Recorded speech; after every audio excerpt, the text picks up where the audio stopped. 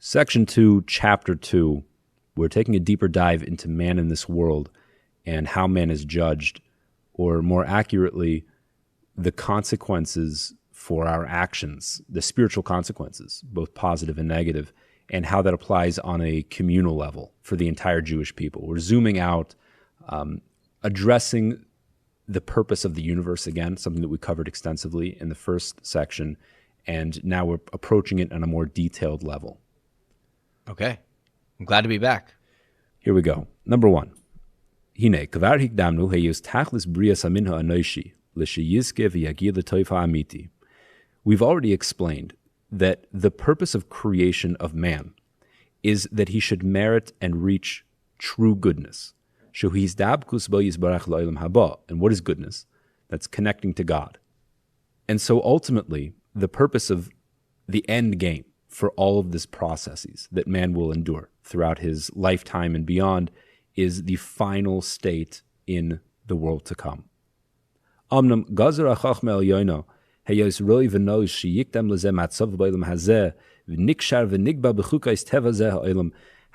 Hashem's wisdom decreed that man cannot just be placed in that final state originally, as we've explained why. But first, we need to precede that world to come with the state here in this world, and that the soul needs to be tied into the world and bound by the laws of nature of this world. Because that is the appropriate preparation, the true preparation that's required in order for us to properly achieve the goal. This world gives us the opportunity to attain perfection. Exactly. So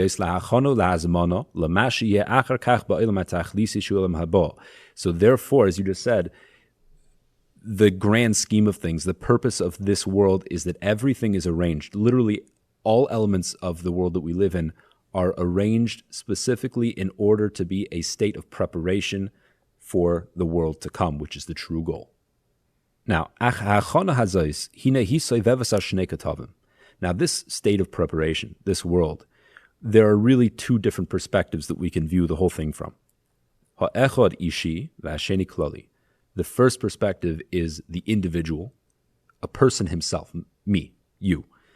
And the second perspective is the grand scheme, the collective, all of human civilization. The personal level, that's in your own personal life, your acquisition of your own personal perfection, expressing your potential. The second level, the collective, that's the goal of bringing mankind to its ultimate purpose on a general level. Let's explain that. Since man is created with free will, we have a good inclination that comes from our soul, and the evil inclination that comes from being rooted in our body and physicality. People have free will. That means some people are going to be good, some people are going to be bad, and there's going to be a mix. The end of the process needs to be that the bad among society is excised, removed. And the good, quote-unquote, good people that remain are collected into one group. And that collective, that group of good human beings is what is destined to have the full human experience in the next world. Does he make any statements about what portion of people is in either or each of these categories? If there's of the human being, right? If there's good people and bad people, and he's clearly delineating separate categories, is it an even number of people in each one? No, he doesn't say, because here we're just delineating the system. We're just explaining how everything works. He's not making any prophetic predictions for how many people will succeed within the system. These are the rules. This is how it works. Okay. Number 3. V'ulam, chayka bechira shemachriach ho'efsharu shezacharnu bechelkei hamin ha'anoishi liyos toivim oirayim. Now, the rules of free will, the laws of free will, necessitate the possibility, like we mentioned, that there will be some disparity within mankind, meaning maybe all of human beings will be good, or maybe all will be bad. And it's also possible that some will be good and some will be bad.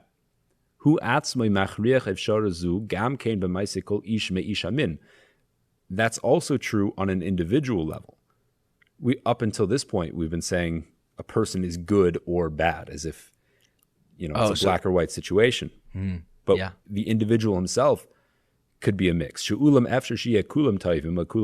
possible that a person's actions will be totally good or totally evil. That's actually not that possible. Practically speaking, it's not very likely. The more likely scenario is what he says now. It's possible that some of someone's actions will be good and some of their actions will be bad. And this is what prevents that ultimate collective group from forming, as we mentioned before. Because who are you going to find that's totally perfect, that's going to form this like perfected group? Right. You'll find the majority of people are a mix. So you can't bring the evil within you into the perfected group. There can't be evil in this perfected right, group. It wouldn't be the perfected group. Exactly. Okay. We need, the ultimate goal is that there's no evil there at all. It's total good and total perfection. Okay. So how do you achieve that? We need to weed out the bad people. Now the problem is, if you weed out the bad people, who are you left with? Because these good people, basically no mixed. one, because all of us have we've all given into the evil inclination at some point. Right. So how do we categorize people as being good or bad when everyone's a mix of both, or practically everyone? Even so, maybe you'll say maybe the majority will define, right? So a person, if the majority of their actions are good, then we'll define them as a good person. Mm-hmm. And if the majority of someone's actions are bad, we'll define them as a bad person. And there's actually some truth to that in Judaism, but he's not saying that now. But this is a concept that in a world of complexity that we have now, where things are disparate and everything's mixed, things must have some sort of definition, and they're defined by their majority. So that's why he's bringing this up. You might say, well, just go with the majority. But there's a problem with that, because because it's not just. Because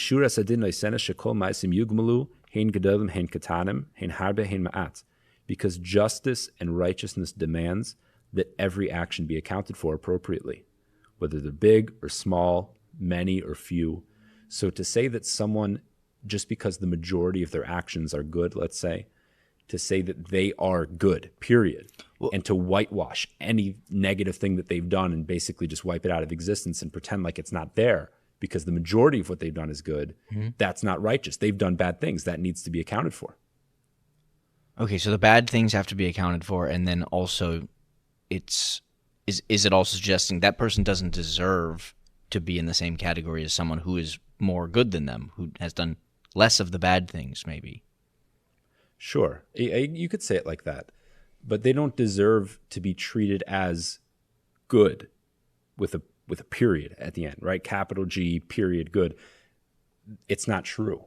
Yeah, okay. Because their essence is a mix. So justice actual justice requires your good deeds are rewarded, but your bad deeds are punished. Yeah, truth, justice, fairness, whatever you want to say. Okay. That, how do we just ignore things? And the same is true in the opposite level. Let's say if someone is determined to be bad because the majority of their actions are evil. So how are we going to ignore the good things they do? That needs to be accounted for also. Alkain, therefore, Gazra Chachma Elyono, Lechalek Hagumul. So therefore, the consequences for our actions are divided into, at least at this point, divided into two stages. We'll see that there's a third stage later.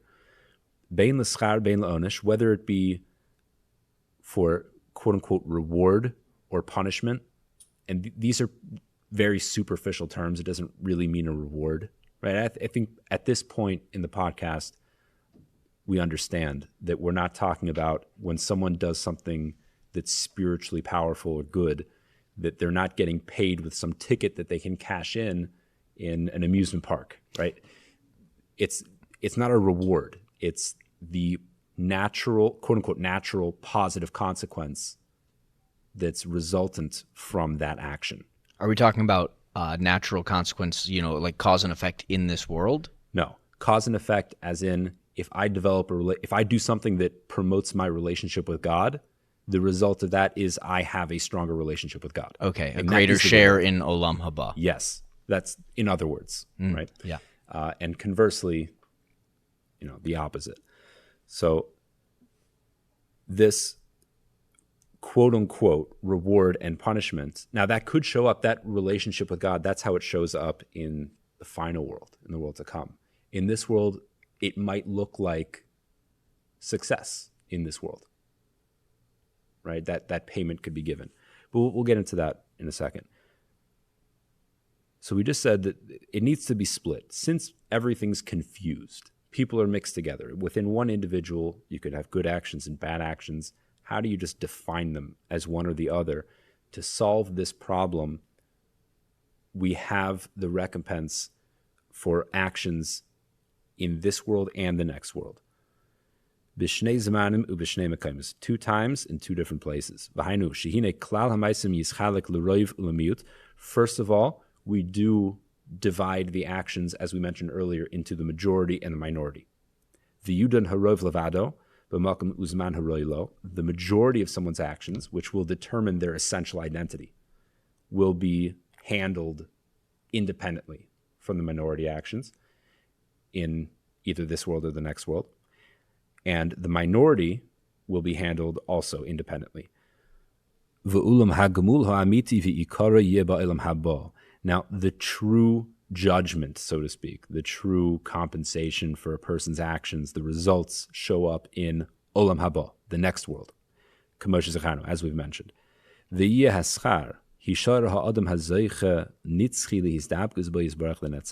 the reward, like we just spoke about, when a person merits it, is the eternal connection to God forever, in perpetuity. The punishment, so to speak, is to be pushed away from true goodness and to be ultimately destroyed. Now, if we understand everything that we've mentioned up until now in the podcast, we understand that it's not a punishment in the sense that we normally think about it, meaning you did something wrong and so you get hit for it. That's not what's happening here. A person being destroyed is not a punishment. It is the result of their choice. They chose illusion. They chose to identify with this world, which is inherently illusory. Well, and it seems like there's a fundamental difference. Correct me if I'm wrong. There's a fundamental difference between, being burned when you put your hand on the stove and being wiped out of existence, where the burn is to teach you not to do this again, whereas being wiped out is you had your chance. It's over. Well, it's both. The burn isn't just to teach you. The burn is the result. You put your hand on something hot, and then it burned off some of your skin. I mean, that's just what happens. And that's, I think, more of an analogy to what's really happening here. But what you were saying, I think a better analogy would be if a parent were disciplining their child, right? He runs out in the street and it's dangerous and he could have got hit by a car. So the parent slaps him on his tush. So that's not a direct consequence of what he did, but that's intended to be a deterrent for the future, to redirect their course of actions. Right. Well, isn't that what God has done by setting up certain things like the hot stove, for example? Yeah, but we're not even close to talking about that yet. Okay. Right. So what we're discussing now is if a person, through their own free will, made these choices, and we're talking about the way a person actually used their own free will, and no one else is responsible for it other than the individual. There's no one to complain about. If that person chose to identify with an illusory world and to reject truth, that will be their experience is that they will be illusory, not real.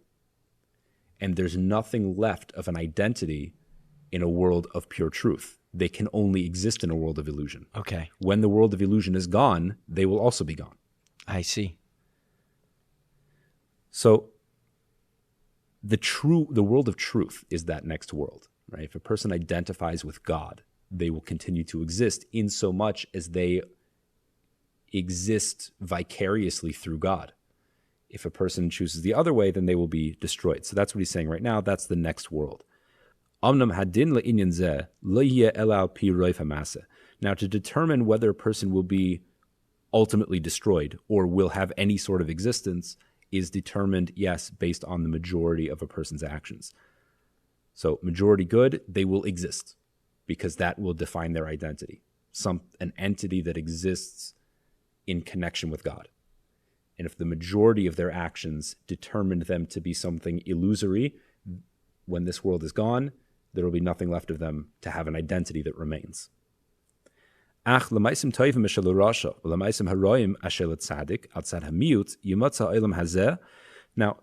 what about the issue that we're trying to solve, that you can have someone whose majority actions are good, but they've engaged in bad behavior.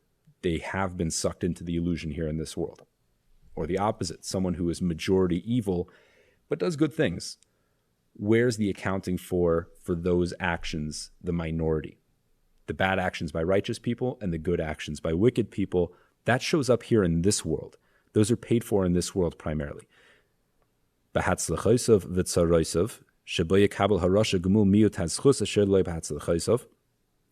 a wicked person will do something good, they will be rewarded here in this world with success, with worldly success. So that's met with, that reward, and they've been properly compensated. And conversely, when a righteous person will do something negative, that needs to be accounted for here in this world with difficulty and suffering. So the question that immediately brings up is, when I see a person who works hard and appears to be successful, say financially, does that inherently mean that person's wicked? No, absolutely not. We're discussing a larger system. This is an excellent question. Let's answer it very quickly now, but we'll get to it later on. When we ask for good things here in this world, and we want blessing, and we want a good salary, and a place to live, and a family, and all these good things that we have in our life, it is not in response to the good deeds that we do. We are not asking to be rewarded. God forbid. We do not want reward. We do not want our, quote unquote, our salary to be paid out here. What we want is an expense account. And the expense account is not your salary. It's not being paid for you because you're doing a good job. It's in order to facilitate you to do the job that you're supposed to do. So blessing here in this world is intended to facilitate our actions. As the Torah says, if you do all of these things, and the Torah says if you keep all of the commandments and you listen to God's word and you behave as you're supposed to, then you'll have all of these blessings. Then the rains will fall and you'll be prosperous, etc. That's not a reward. That's saying, if you're doing your job, I'll up your expense account because you've proven that you're using it appropriately. Okay. Right? But none of that is a reward. And so that expense account is going to be different for each person depending on what their individual purpose is. Especially on an individual level, we're not even close to talking about that. Yeah, so right now we're just talking about a person's spiritual accounting, this is part of the system that a person could be paid for in this world. So to answer your question, you have no idea. If you see someone being successful in this world, is it because they're getting standard blessing? They're getting something that Hashem is just meting out to the human race so that we have an ability to survive here and continue? Or is it being paid out as a reward for any good action in order to, as we'll see, square them off before the next world? We don't know. So let's continue here. V'hat tzaddik einish avonosov b'yisurin shabai. When it comes to the righteous person, he will receive his punishment for bad deeds with suffering here in this world. And in that way, everyone's everyone's account will be square. By the time they leave this world, ideally, a person who was majority good will have already paid for their bad deeds, and a person who's majority bad will have been paid for their good deeds. And now this person is totally fitting to receive what their judgment should be in the next world, either totally good or totally bad. So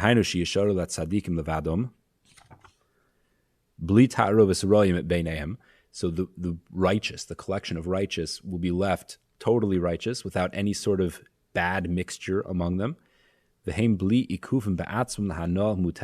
not only will this collective be made up completely of righteous people, but the righteous people themselves will also have nothing preventing them from experiencing God, because there's no more illusion left that's blocking that. And the wicked will be just eliminated from reality as a consequence of their decisions. And there's no complaint, because that is the existence that they chose for themselves. Okay, number 4.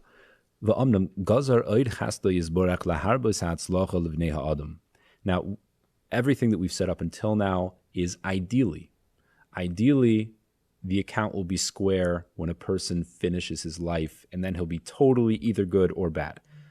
No, it's not ideal to be bad, but that would be the cleanest approach. Mm-hmm. However, that would result in maybe half of the entire human race just being completely eliminated. And God doesn't want that. God doesn't want to just destroy people, right? God wants the ultimate success of the maximum amount of people. So you're saying maybe half, because just maybe roughly half of the people just have a little bit more wickedness than good to them? Yeah, I threw out a number because, roll the dice. Well, yeah, right. If there were just like a normal distribution. Right. The point is, it would be a fairly high number, or at least a relatively high number. Yeah. So in order to avoid that, in order to give people the maximum advantage. Chance at redemption? Yes. There is another system that's in place here.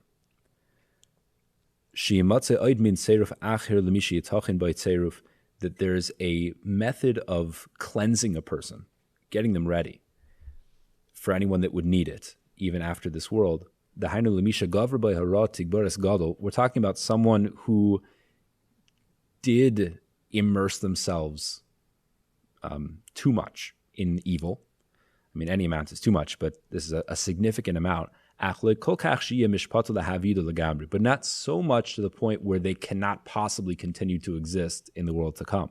So they're kind of in the middle, but they've still been degraded to a large degree. There's a chance for them. And that is v'huklal anoshim. There's a whole new category of, he's using this word anoshim, which means punishment. But we know that this is an immature translation. But let's use the word punishment, understanding that it's much more than that. It's actually for our benefit, right? There's this whole new category of quote-unquote punishments. The most notable of which is Gehinnom, which is sometimes translated as hell, probably more accurately purgatory, if you're familiar with Christian theology. The purpose of Gehinnom is to deal with a person's sin according to their level of sin, that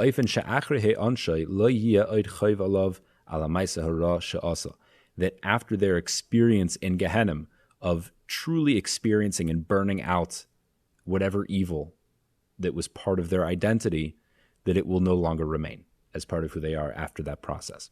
And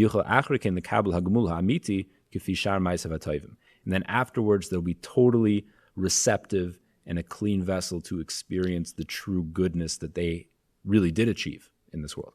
Did he say that this is one thing in a category of things like this? Gehinnom, it sounded like he said was one thing. Yes. And there's a category. Right. He mentioned Gehinnom is the most well-known of them. And that's all he says. So let's continue. All right. V'nimsa sha'yidei zeh ha'oivdim mamish yiu miz'ar v'loi kabir.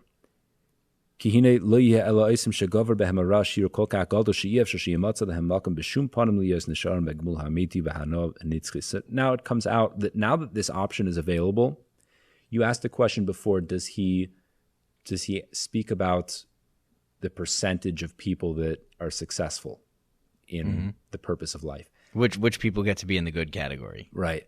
And although he doesn't really give a percentage, he points out that now with the existence of Gehinnom, it reduces the number of the quote unquote, the wicked, the categorically wicked that just get destroyed to a very small number. Okay. Because these people, in order for someone to not merit anything in the next world, they would have to be so deeply evil here in this world to completely abuse their free will to the point where they could not possibly in any way continue to exist in the next world. If they were cleansed by Gehinnom, there would be nothing left.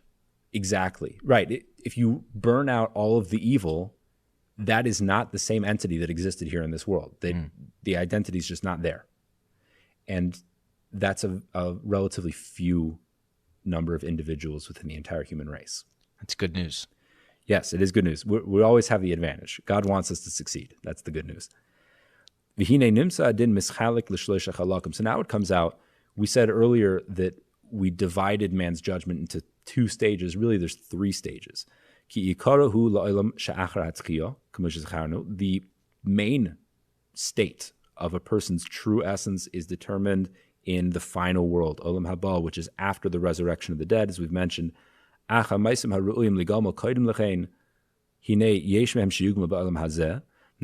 the actions that constitute the minority of a person's behavior, whether it be good or bad, so those are dealt with either here in this world through either suffering or having a good, successful life, respectively. And there are some that are paid for and dealt with in the sort of middle world, the world of souls, the interim between this world and the final world after the resurrection. As we mentioned before, what we're discussing now is very high-level stuff. This is theoretically how the system works. So he points out, however, mishpatei hadin hazeh bifratov, the actual application of these rules and these laws, they are only known to God, the true judge. Only God knows truthfully the reality of people's actions and all of the consequences of those actions and all of the intentions that go behind them. Not even we're aware of it in our own personal lives because we're blinded by our own biases. We have no idea how much of our free will we're really choosing or how much we've been influenced. Only God knows everyone's own personal judgment. And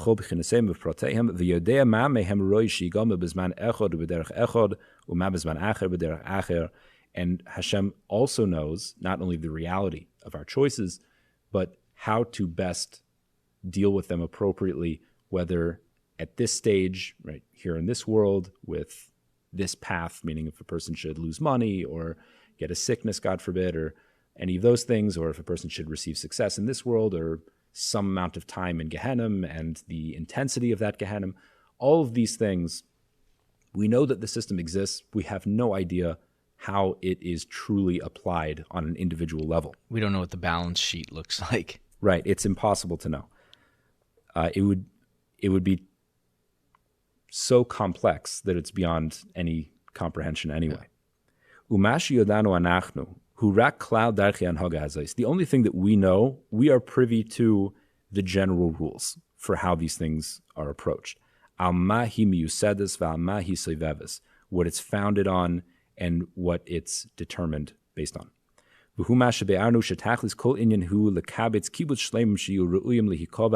we also know, as we explained, that the ultimate goal of this whole system is to ultimately collect this group of perfected ones, that they are now proper and fitting to be collected eternally in conjunction with God.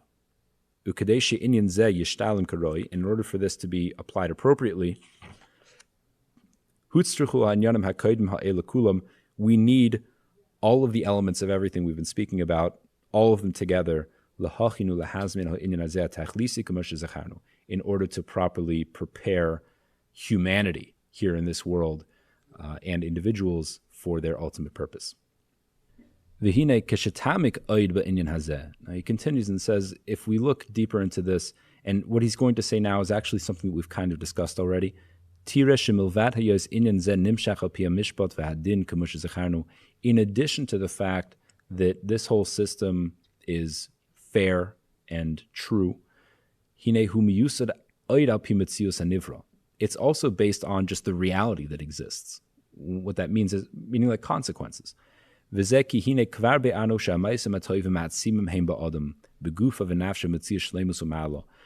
already explained that when a person does good actions, they are reinforcing within themselves, in their physical body and in their spiritual character, a reality of perfection and elevation. And the opposite, when a person engages in bad activity, they are reinforcing in themselves a reality, or an illusion really, of obscurity and deficiency. And it's all exact. It's all according to exactly what they did and their level of intention, etc. Not less and not more, extremely precise. Not extremely, perfectly precise. Now, you take someone that's very righteous, someone that's truly elevated themselves and accomplished a great deal of holiness within themselves. However, on the other hand, because of some few actions that they've done, which are negative, now they have a little bit of a mixture of darkness and obscurity within their character, within their nature. As long as that mixture of evil is in there, they are not fitting, they're not ready for a full connection with God. So therefore, God decreed that there should be a purification process. And that's the idea of suffering here in this world.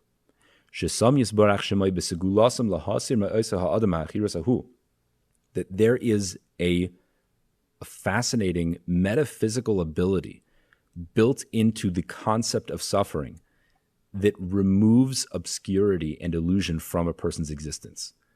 And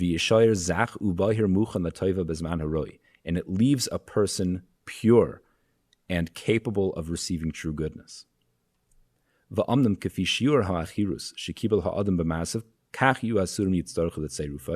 And so therefore, to the extent that a person has invited that level of obscurity into their character and their nature, so to that level of hardship and suffering will be necessary to excise that. And it's possible that there's been so much darkness brought into a person that physical discomfort or pain won't be enough to eliminate it, and they will need spiritual suffering. This might have to do with mental issues, personality disorders, maybe things like that. Oh, so spiritual suffering is not referring again to Gehinnom?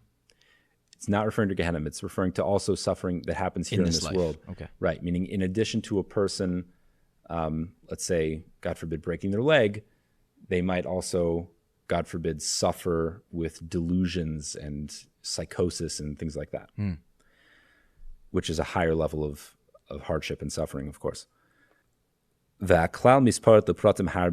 And now this is the general rule, and it's broken down into details that are so complex that he says, it's literally impossible for the human mind to conceive of how this process is applied. Number 6. Now, let's talk about the totally wicked. We're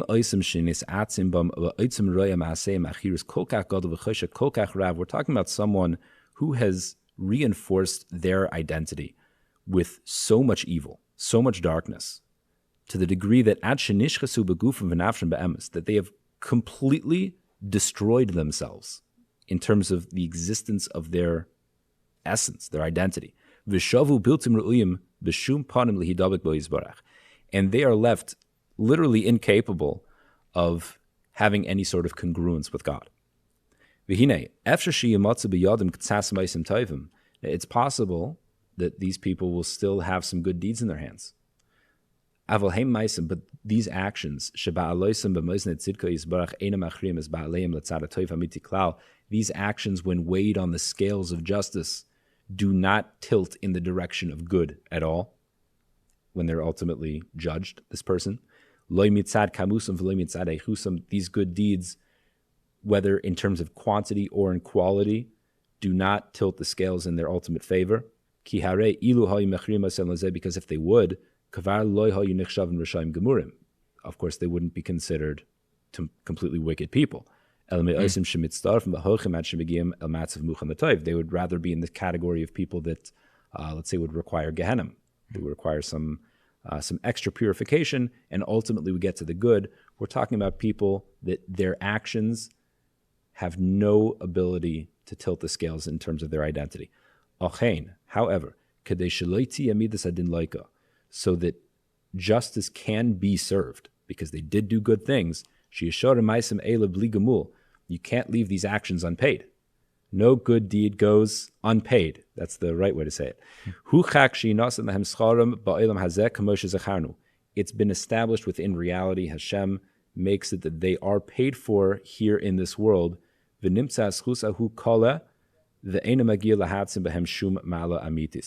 it comes out that all of that merit has now been taken care of, squared away, and there's nothing left for their ultimate existence.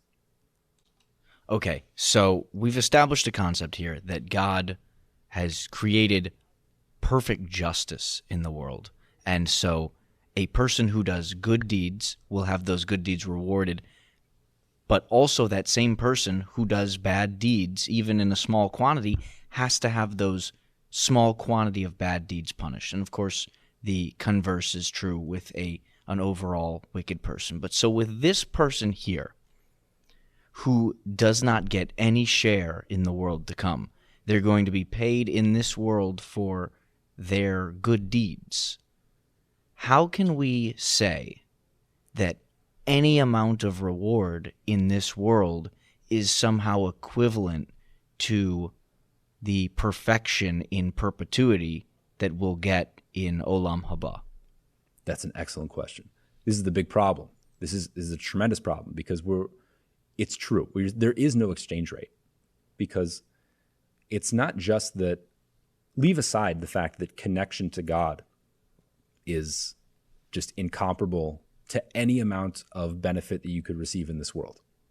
Aside from that, as you point, it's in perpetuity. Yeah. The reward that you receive in the next world is eternal. There's literally nothing that can compare to that in a finite world that ends.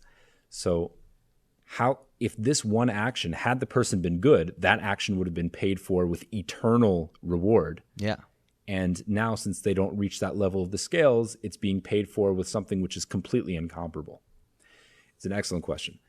I have never seen that question explicitly, and therefore I've never seen an answer from our sages or anyone wiser than me. However, I can try to answer you based on my understanding of this text and others, that it's ultimately what's happening here is that when a person is determined to be a completely wicked person, there's nothing left of them to experience that goodness in the world to come.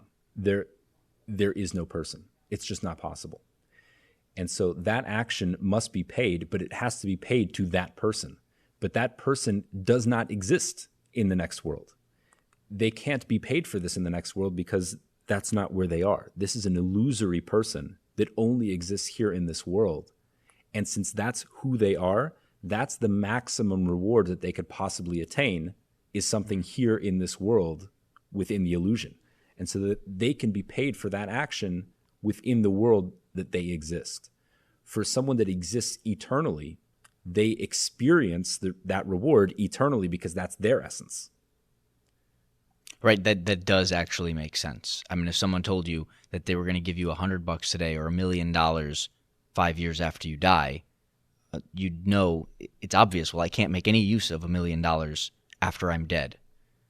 So I'll take the $100 today, even though there's no scenario where these things are comparable. In one case, this is entirely inaccessible to me. Right. So I think through that lens, it does make a little bit more sense as long as we understand that, yeah, these things are not comparable. No amount of illusory, finite reward could possibly compare. Right, 100%. I'd like to maybe modify your analogy a little bit. And the analogy that I'm going to say still isn't good, or it's not accurate enough. But it would also be like if you would tell me, I'll give you $5 for the rest of your life every day. So if a person would receive that deal and he would live for the next 10 years, so okay, nice, $5 every day for 10 years, that's a nice amount of money, but it ends. At a certain point, that's a finite amount of money. If this person lives forever, so can you compare that infinite amount that he's going to be getting? Some infinite sum, right? It's clearly incomparable, but that's because that person's existence is an eternal existence, and this person's existence is a finite temporal existence. Okay.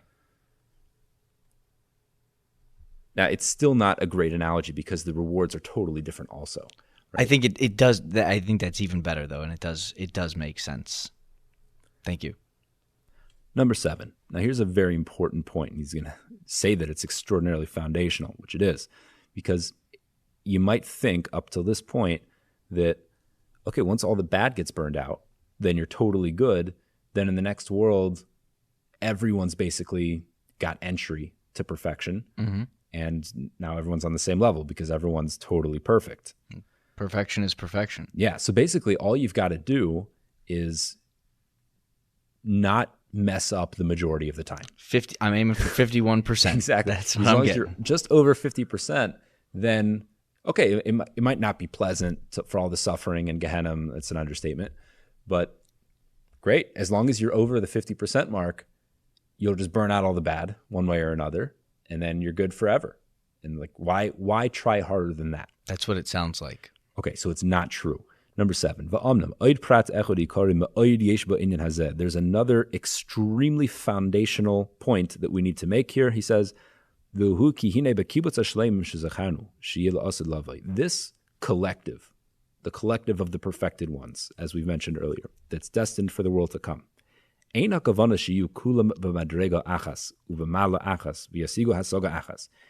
is not true that everyone will be on the same level, at the same point of elevation, and reach the same elements of holiness.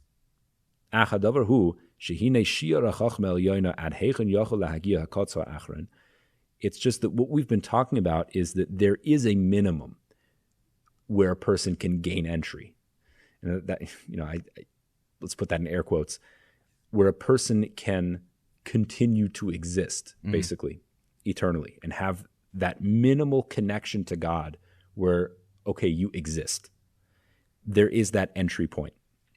And that's what we said, that's just over 50%. Would that still be like a happy position to be in? Absolutely. Okay. So that's existence. Good, existence is good. Absolutely. However, it will come with, there are other texts that this author, the Ramchal, wrote, texts that are more practical in terms of motivating you to improve your life. And one of the things that he mentions there is that that's a big motivating factor, is that there will be a sense of jealousy in the next world when you look at someone above you on a higher level in that next world, and you're thinking like, I could have done that. I could have been there. I could have used my free will more effectively. So is it good? Absolutely. But could always be better. Okay. And that's what we're striving for, perfection. So, but the point is that over here, there's a minimum level where a person can just attain their existence in the world to come. The lowest possible level where a person can have any sort of congruence and harmony with God and therefore experience Him in the next world.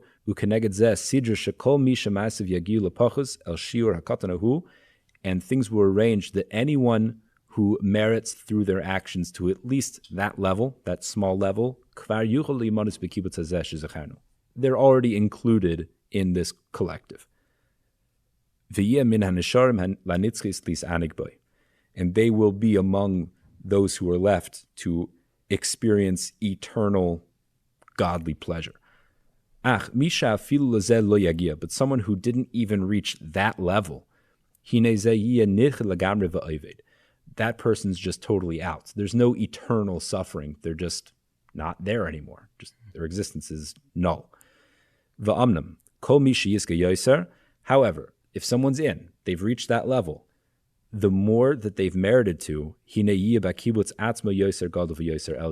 they will have a stronger existence, let's say, in that final collective. As we've mentioned before many times, that God's intention in creating the world is in order for us to achieve our own perfection. We are masters of our own goodness. Bein bechlal, bein befrat, whether on a general level or on a specific level, on every level. Perush, meaning to say, shaloi dai shaloi yizked l'toiv, it's not enough that you should just merit goodness. Once you've accomplished it with your efforts, everything that's given to you as a result of that, it's all in exact accordance with your actions. The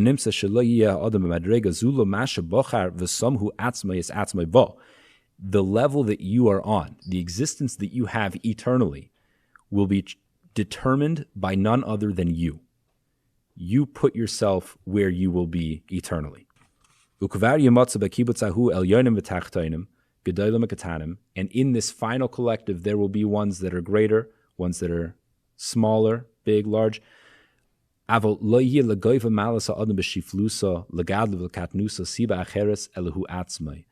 there will be no other cause to a person's greatness or conversely their lowliness other than their own free will. To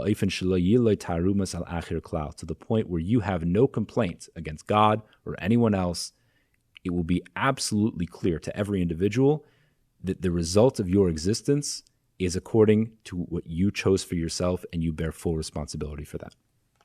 So does that still applies entirely for a person who has never learned this stuff as well? That's factored in by God. Okay. God understands that. All right. Number 8. Now we're going to bring up a point that we sort of addressed earlier, and it's a very important point. It's kind of a scary thing. So we got to be aware of this. Hine al pi hashorish is that according to this principle, timotze oid will find another issue, a very big issue, havchana gedola b'din ha'maisim, when it comes to judging our actions. Lishbait oisim shiroi shetagio tadosim lasis ilu la'adam b'kipput hashleim shezacharnu, that certain actions are judged, that the result of that action is a higher elevation in that final collective, v'shir ilu sheyutnu, and the level of compensation that a person will get. Now,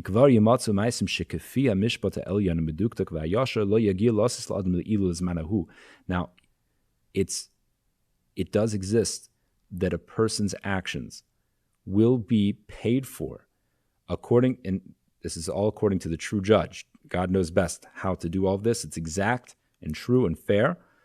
Some actions are paid for here in this world.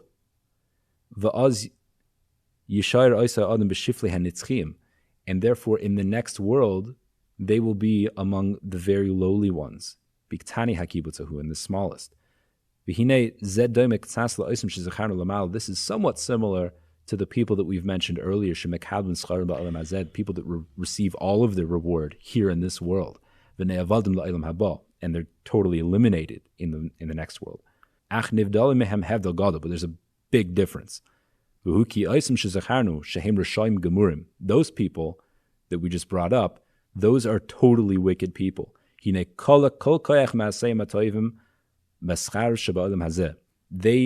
have completely exhausted all of their merits by receiving reward for them here in this world, ve'ena magiyam al nitzchius klal, and they have no eternal existence whatsoever. They're just gone.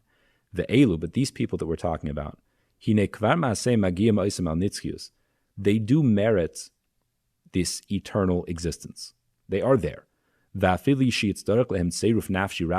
even if they will require a tremendous amount of purification, at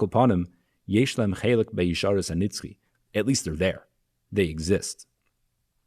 But because of the amount of degradation in their actions,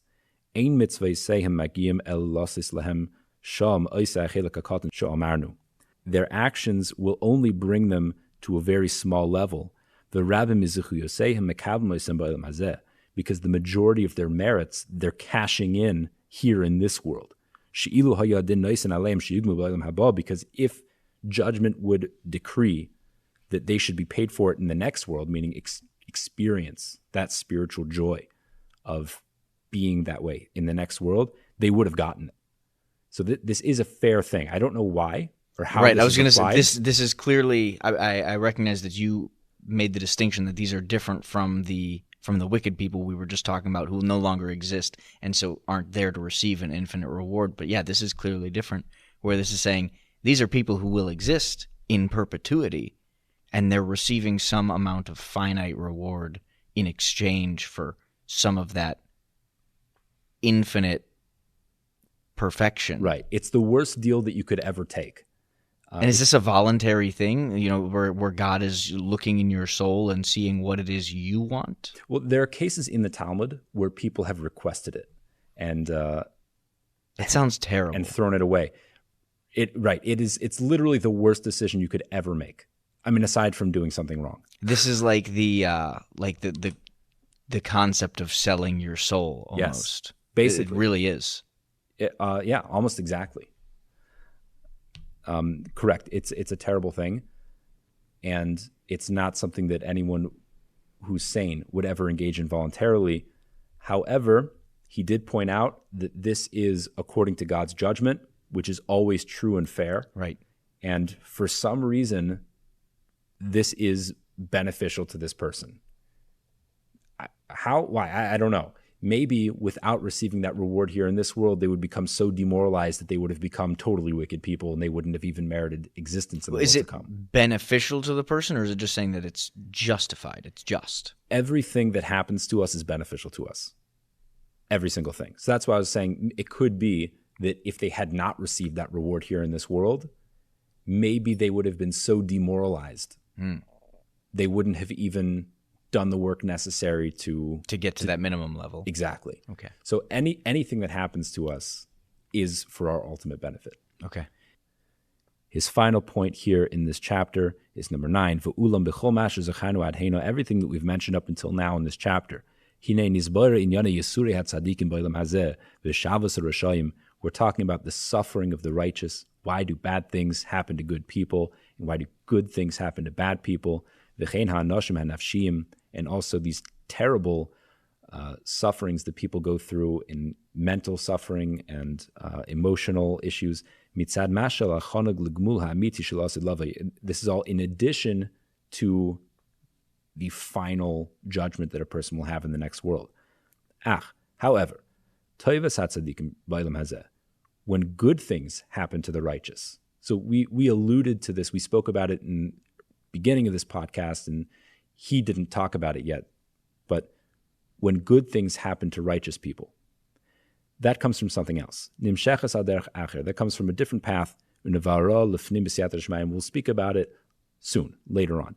Everything that we've been talking about up until now in this chapter, in the beginning of this chapter, we mentioned there are two perspectives, two ways of looking at the world. There's the individual level and the collective level. Everything in this chapter has been the broad picture, collective level. But how the system works on an individual, personal level, it's a different method, different path. And that's what we'll be discussing in the next chapter. Okay. Thank you, Rabbi, for teaching us to exceed the 51%. You're absolutely welcome. Before we go, I want to make one final point, because we addressed why do bad things happen to good people, at least on a general level. And while this system that we said makes sense, when you start to apply it in the real world, now, even though he said we don't understand how it applies, we really have to understand that we don't understand. Because when you talk about, let's say like a really good person and he gets sick or he stubs his toe, then okay, this can help to put that into context. Or if a bad person becomes a multimillionaire and does really well in business. So this puts all that in context. When we talk about a 5-year-old girl that dies from leukemia, that didn't do anything wrong, Right. didn't do anything wrong, ostensibly. And then it starts to throw everything into a spiral. Like, we have to understand how pitiful our perspective on reality is. And the true, because you tell the person, well, it's really for her best interest. Like, how? Why? Well, how could that possibly be good? The answer is yes, that's a true statement. Anything that happens to any human being is ultimately for the ultimate good. But we have to understand that we have no ability to process that in this world. And It's not exactly comforting to that child's parents either. Of course not. And you never say that to anyone, right? This is all theoretical. Yeah. Right. That would be obviously the most insensitive thing to say. It's only sympathy. We try to internalize these things for ourselves. When we're suffering, we understand that everything's for the good. We need to understand things on an intellectual level. But how these things are actually applied, I mean, you can tell that person that also, but do you understand how this is good? Not at all. In the next world, when the veil of this world is lifted, the whole illusion is dissipated, we will see then that all of it was amazing. Despite our best efforts to sabotage the world, God at every turn was merciful and kind and did everything to further our cause and our benefit. And God was only good to us. Within this world, we experience pain. We experience evil. And it's because our perspective is limited, and it's meant to be that way. And so I wanted to add this caveat here at the end, because we're dealing with an intellectual topic. Why do bad things happen to good people? And we have to understand that it's all intellectual and theoretical. We don't really understand, we can't really comprehend how it applies here in this world. We know it's theoretically true. On an emotional level, it's impossible to process. Yeah. Well, it's easy when you're looking at someone else's pain and suffering and you're saying, well, it's for the good. But then when it's me, it's an entirely different scenario. And I know that this is just unfair and wrong. And it's real hard to have it make sense. Yeah, it doesn't make sense. It won't. We know that it doesn't have to make sense to know that it's true. Yeah, and we can accept that it doesn't make sense, but we have faith in God, and that's we understand that there is a system, even though we can't see beyond the veil. Well, one of the big things for me was just understanding that inherently there are some things beyond my comprehension, and giving into that concept. So this seems like one of those things. 100%.